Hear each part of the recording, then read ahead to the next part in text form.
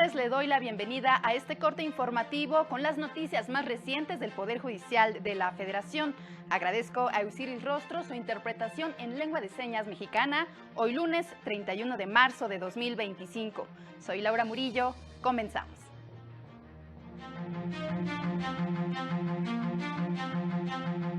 La Corte revisó la constitucionalidad de disposiciones de la Ley de Establecimientos Mercantiles de la capital del país. La primera sala invalidó disposición de Baja California que ponía fin al juicio de divorcio por el fallecimiento de uno de los cónyuges. Tribunal Federal Laboral ordenó al Seguro Social otorgar pensión por viudez a una concubina de un trabajador fallecido. Iniciaron campañas más de 3.400 candidatos a ocupar uno de los 881 cargos en disputa en la elección judicial. Iniciamos este espacio de noticias enlazándonos al edificio sede de la Suprema Corte, en donde se encuentra mi compañero Mario López, quien nos tiene los detalles de lo que resolvió esta tarde el Pleno del Tribunal Constitucional. Adelante, Mario, con tu reporte. ¿Qué tal? Muy buenas tardes. El Pleno de la Suprema Corte de Justicia invalidó la facultad dada en la Ley de Establecimientos Mercantiles de la Ciudad de México para que la Jefatura de Gobierno capitalina implemente las medidas necesarias para la apertura y funcionamiento de los establecimientos mercantiles en situaciones de emergencia, casos fortuitos o de fuerza mayor, así como la atribución de ampliar la vigencia de los avisos o permisos correspondientes. Escuchemos parte de lo que dijo el ministro ponente, Javier Lainez Potisek. El proyecto considera que la fracción impugnada es inconstitucional porque sí reduce el mínimo de atribuciones que los alcaldes cuentan para administrar públicamente su demarcación territorial y limita la atribución de otorgar permisos, licencias, autorizaciones y avisos en situaciones de emergencia, caso fortuito o fuerza mayor. El Pleno declaró inválida esta disposición al resolver diversas controversias constitucionales promovidas por las alcaldías Coyoacán, Miguel Hidalgo y Benito Juárez. Al tratarse de controversias y por ser votaciones de mayoría simple, los efectos de la invalidez serán exclusivos para las alcaldías que las promovieron respectivamente. Al resolver estos asuntos, por otra parte, el Pleno declaró válida la atribución dada a la Jefatura de Gobierno capitalina para implementar el uso de tecnologías de la información para incorporar la política de mejora regulatoria con herramientas digitales para que la ciudadanía acceda a trámites y servicios de calidad de manera pronta, eficaz, transparente y confidencial. Validó los requisitos, prohibiciones y medidas para la colocación de mobiliario e instrumentos en vía pública para la operación de establecimientos dedicados a la venta de alimentos preparados y, entre otros temas, también validó la lista de establecimientos considerados de impacto zonal, como estadios, bares, cantinas, antros, discotecas, casinos, entre otros. Es lo que resolvió el Pleno de la Corte en la sesión pública de este lunes. Muchas gracias, Mario, por tu información. Muy buenas tardes. En más temas, la Suprema Corte publicó la sentencia del Pleno en la acción de inconstitucionalidad 44-2024, en la que invalidó disposiciones de leyes de ingresos de municipios del estado de Veracruz para el ejercicio fiscal 2024.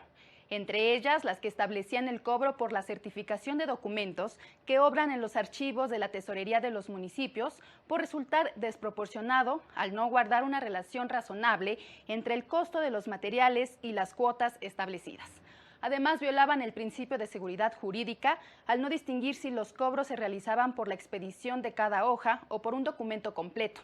También invalidó las que establecían el cobro de un derecho por el que el servicio que presta el registro civil municipal por el reconocimiento de hijos, pues no guardaban una relación razonable con las actuaciones para el reconocimiento de paternidad o maternidad de una niña o un niño con las tarifas previstas, pues es el mismo proceso que se realiza para la expedición del acta de nacimiento. Al tratarse de disposiciones de vigencia anual, la Corte exhortó al Congreso de Veracruz para que en lo futuro se abstenga de incurrir en los mismos vicios de inconstitucionalidad. La primera sala de la Corte determinó que el artículo 287 del Código Civil para el Estado de Baja California viola el derecho de acceso a la justicia, tutela judicial efectiva, a la propiedad y a la seguridad jurídica. Disposición que establecía que la muerte de uno de los cónyuges ponía fin al juicio de divorcio. La sala argumentó que si bien la compensación económica tiene como fin resarcir costos de oportunidad al cónyuge, que durante el matrimonio por separación de bienes se dedicó en mayor medida a las labores de cuidado a fin de contrarrestar la situación de desventaja, también es cierto que finalmente dicha compensación constituye un reclamo patrimonial y ante el fallecimiento del cónyuge que le pretende habiéndose iniciado la acción judicial en vida, la determinación sobre su procedencia puede trascender a terceros, como es el caso de la sucesión, que en su caso puede ver acrecentada la masa hereditaria respectiva. Por estas razones, al resolver un amparo promovido por una mujer que reclamó una pensión compensatoria por hasta el 50% de los bienes adquiridos durante el matrimonio y que falleció, la sala determinó conceder la protección de la justicia para que se inaplicara dicha norma, con el fin de que continuara el juicio de divorcio hasta su conclusión para que se decidiera sobre la procedencia de la compensación solicitada. El 11º Tribunal Laboral Federal de Asuntos Individuales en Naucalpan, Estado de México, ordenó otorgar una pensión por viudez a una mujer a pesar de que el concubinato inició cuando el asegurado estaba casado, prestación que el Seguro Social negó. Por este motivo, a pesar de que la peticionaria acreditó la relación de concubinato. El tribunal recordó que el artículo 4º constitucional protege a la familia, a la cual se le debe dar la más amplia protección y asistencia posible. En consecuencia, debe extenderse a las posibles uniones de hecho que puedan conformarse. Por lo tanto, no es viable otorgar derechos solamente a aquella persona que se constituyó como la esposa del trabajador fallecido, pues el concubinato y matrimonio pueden coexistir. Asimismo, se concluyó que el artículo 152 de la Ley del Seguro Social debe interpretarse en el sentido de que la esposa y concubina se encuentran en igualdad de condiciones y ambas figuras pueden acreditarse a la par, por lo que ambas pueden ser beneficiarias de los derechos que genere una persona asegurada. El segundo tribunal colegiado en materias penal y administrativa del 17º Circuito estableció que las resoluciones judiciales que decidan sobre aspectos que conciernen a personas, pueblos y comunidades indígenas deben emitirse también en formato de lectura fácil y traducirse a la lengua indígena respectiva. Esto con el fin de que este sector de la población, históricamente marginado y discriminado, pueda acceder a la justicia en condiciones de igualdad. Es por ello por lo que en estos casos las personas juzgadoras tienen la obligación de elaborar sus resoluciones en formato de lectura fácil, además del formato tradicional, con la finalidad de que puedan participar en igualdad de condiciones en el sistema de justicia. Y con ello, el derecho que tienen a comprender la información en un lenguaje simple que no sea técnico e inaccesible. Esto con el fin de facilitar su difusión entre quienes integran los pueblos y comunidades indígenas. Para ello, la versión en lectura fácil deberá traducirse a la lengua indígena correspondiente.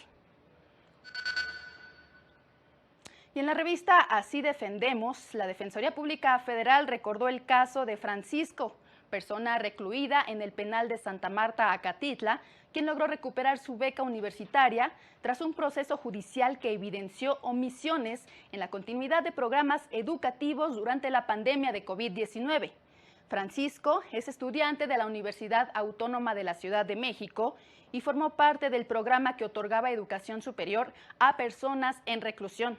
Sin embargo, con la llegada de la pandemia se suspendió, dejando a los beneficiarios sin acceso a los apoyos económicos.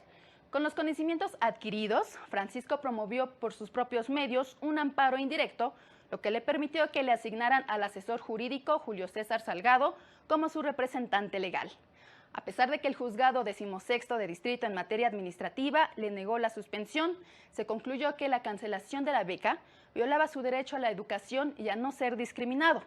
El asunto llegó al 4º Tribunal Colegiado en materia administrativa en la Ciudad de México, instancia que ordenó reponer el procedimiento y finalmente el juzgado de distrito concedió el amparo y ordenó a la Universidad Autónoma de la Ciudad de México a restablecer la beca y pagar los montos adeudados, lo que le permitió concluir sus estudios y obtener su título de licenciado en Derecho. Es momento de hacer una pausa y volvemos.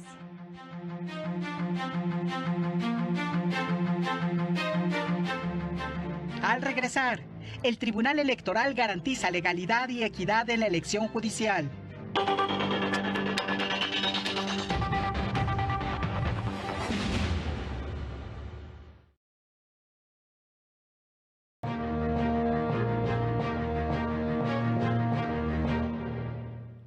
Y este domingo 30 de marzo iniciaron las campañas de las personas candidatas a cargos de elección judicial y con el fin de que conozcan sus perfiles, el INE anunció un micrositio.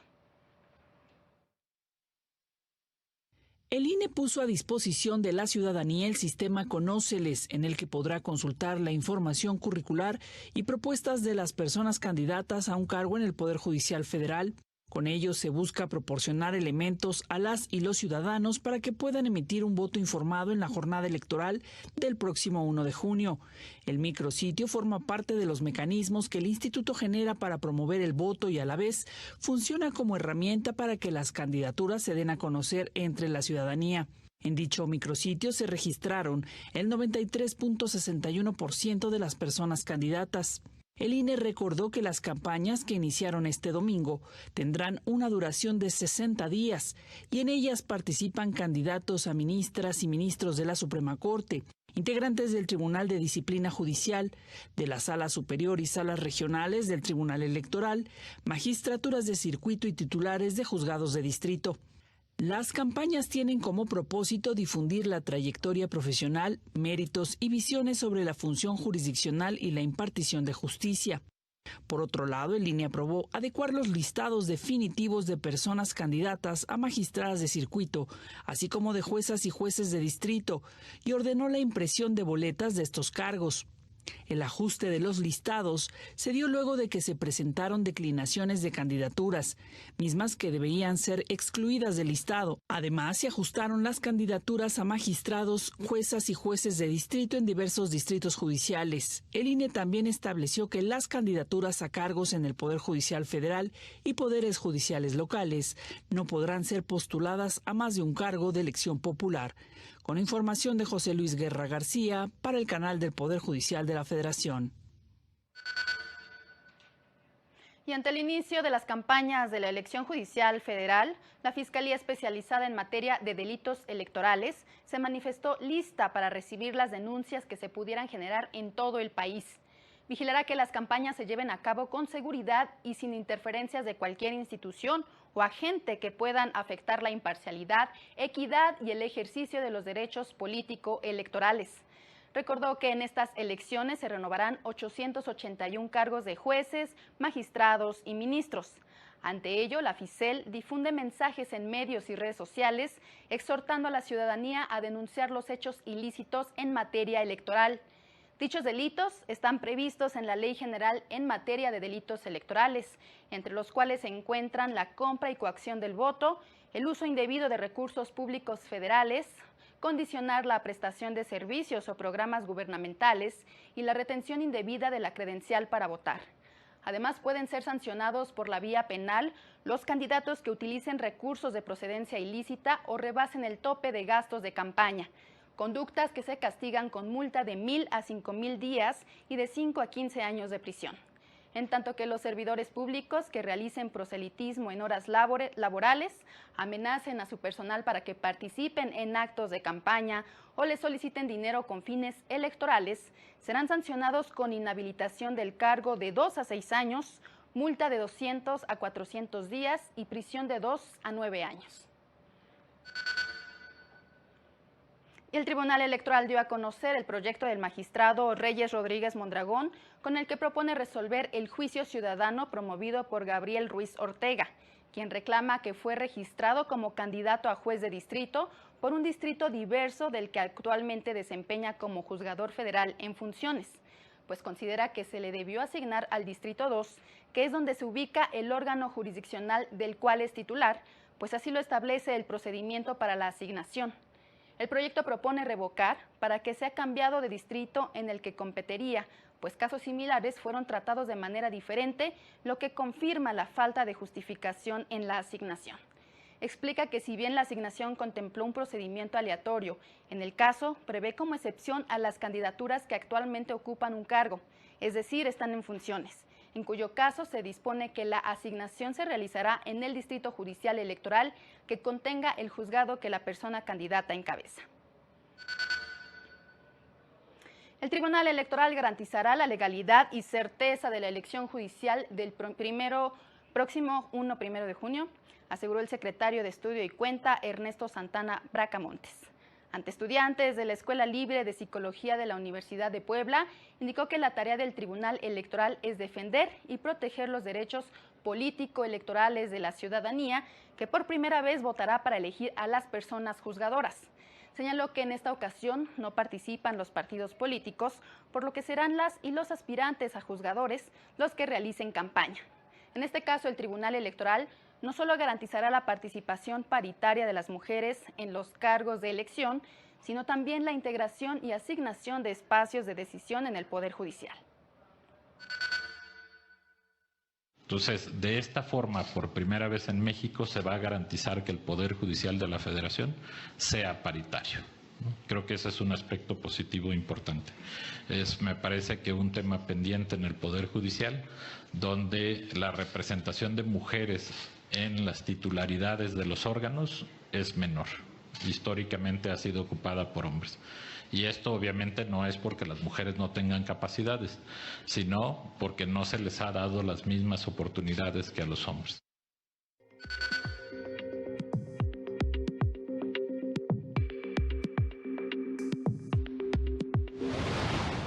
Culminó el encuentro jurídico entre la Escuela Judicial del Poder Judicial de Oaxaca y la Universidad La Salle, con los talleres sobre prevención de la violencia y derechos humanos y género, impartidos por los maestros Moribet López García y Ulises Pineda Miranda respectivamente.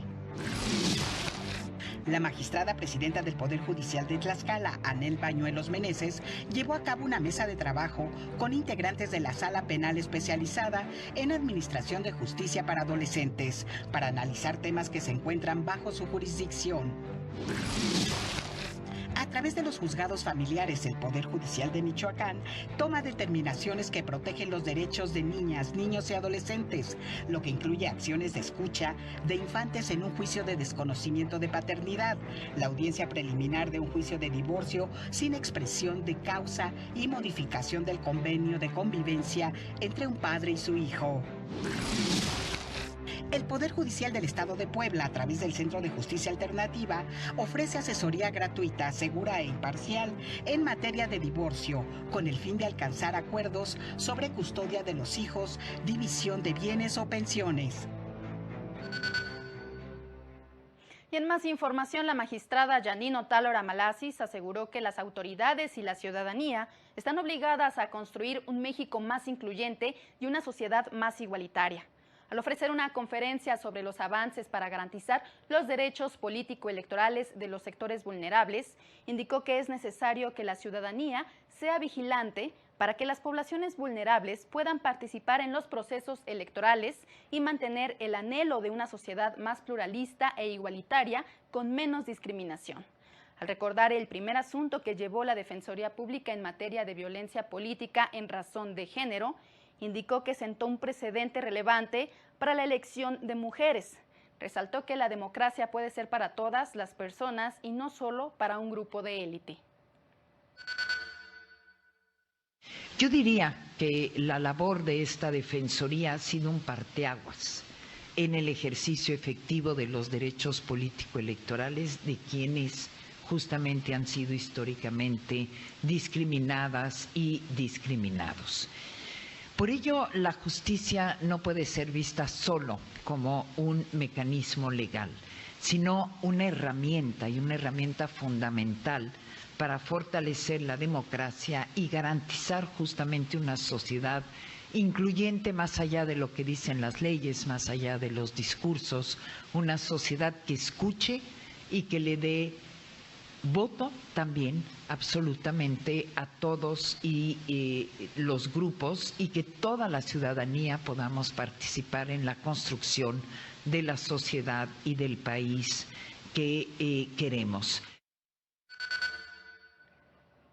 Autoridades electorales llamaron a vigilar el cumplimiento de las acciones afirmativas para garantizar los derechos político-electorales de la comunidad LGBT. Las acciones afirmativas en derechos político-electorales de las personas LGBTIQ+, no deben quedarse solo en el reconocimiento de su identidad al ocupar cargos públicos, sino que deben traducirse en un verdadero trabajo en favor de la comunidad, a fin de que las autoadscripciones sean efectivas, sostuvieron durante un foro organizado por el Instituto Electoral y de Participación Ciudadana de Jalisco. Recordaron los casos de usurpación de candidaturas en elecciones pasadas por personas que no pertenecían a la comunidad, que llevaron a la Sala Superior del Tribunal Electoral del Poder Judicial de la Federación a adoptar un criterio sobre la simple manifestación de la identidad de género como requisito para aspirar a un cargo político. Se dice, bueno, sí puede haber un cuestionamiento a la autoadscripción de una persona siempre y cuando las pruebas que se pidan no sean pruebas que violenten la dignidad humana o no sean pruebas que sean discriminatorias, se dice en la sentencia. Reflexionaron sobre la responsabilidad que tienen los partidos políticos en casos de simulación, donde afirmaron deberían ser sancionados. Una consejera pues empezó a hablar con varios de los representantes de los partidos, pero además en particular con las personas que estaban candidateando para presidir un municipio, y hablaba con ellos y les decía, oiga, señor, pues yo lo conozco desde cuándo, ¿cómo que es una mujer trans? Y dice, ¿qué? No tengo idea de qué me está hablando. No sabían que el partido político los había registrado así. Entonces, muchos de ellos incluso se indignaron tanto que después ya no quisieron ser candidatos. Resaltaron la necesidad de que la comunidad LGBTIQ+ se mantenga vigilante de la correcta aplicación de las acciones afirmativas. Para el canal del Poder Judicial de la Federación, Lorena Sánchez Cabrera. Hacemos una nueva pausa y continuamos con más noticias.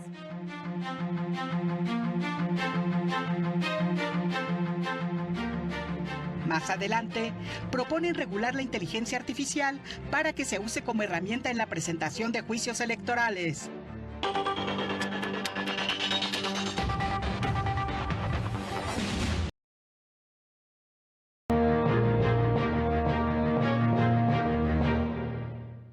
Agradecemos que continúe con nosotros. El investigador Antonio Sobrela Castillo aseguró que se deben legislar en materia de inteligencia artificial como herramienta para facilitar que grupos históricamente discriminados accedan a la justicia electoral. Reconoció la necesidad de desarrollar herramientas como el asistente virtual que permita a los ciudadanos desarrollar sus demandas, lo que no sustituye a las personas humanas, sino que puede ser de apoyo para avanzar en digitalización y en la emisión de resoluciones. Si bien reconoció que la labor de los juzgadores es insustituible, la inteligencia artificial sí puede ser utilizada en procesos de sistematización para presentar y dar trámite a las demandas o a juicios de la ciudadanía, especialmente de grupos vulnerables que buscan la protección de sus derechos político-electorales. Estamos presentando un asistente virtual que la intención es ayudar a no solo asesorarte cuál es la vía, cuál es la institución al que ir a pedir ayuda, sino incluso ese asistente, la idea es que te pueda ayudar a realizar esa denuncia, esa demanda. Y esto puede ayudar bastante porque lo que va a hacer es poder atenderte incluso, que eso buscamos, que este sistema sea lo adecuadamente, esté divinamente preparado para reconocer una lengua materna e incluso la lengua de señas mexicanas. Personas juzgadoras y especialistas señalaron a la oralidad como parte del cambio hacia un modelo procesal distinto que unifica lo civil y lo familiar y sobre el cual es importante observar sus implicaciones. Los juicios orales no deben verse como una novedad, sino como consecuencia de todo un proceso de reforma que comenzó con la reinstalación de la democracia en América Latina. Así lo señalaron especialistas en el webinar, la implementación del nuevo Código Nacional de Procedimientos Civiles y Familiares y la reforma judicial, organizado por la plataforma IntelliJuris.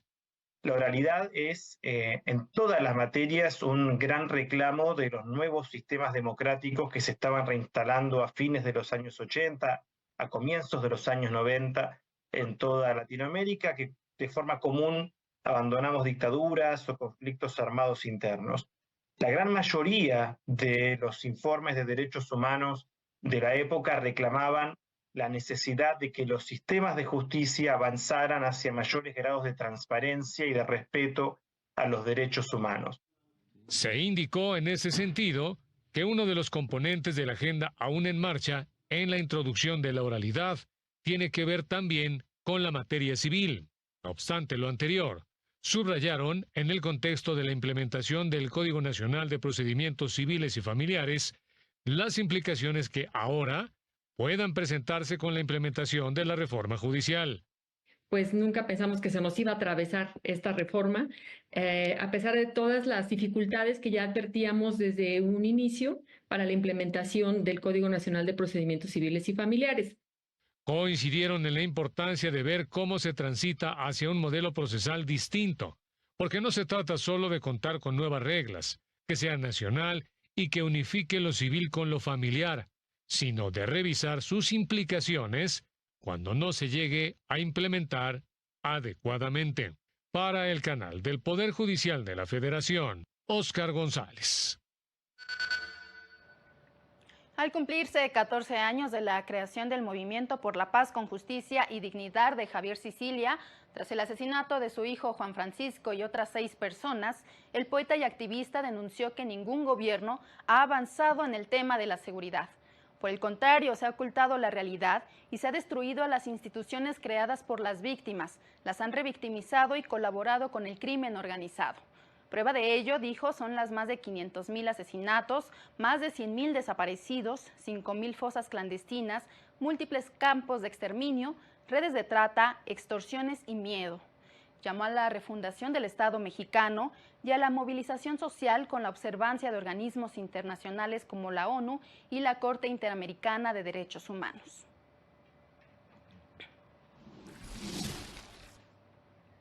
Llegamos al final de este corte informativo, agradezco su atención y lo invito a seguir la programación de Justicia TV. No se pierda las sesiones del Pleno de la Suprema Corte de esta semana y le invitamos también a que nos siga en nuestras plataformas de redes sociales. Que tenga un excelente inicio de semana. Hasta pronto.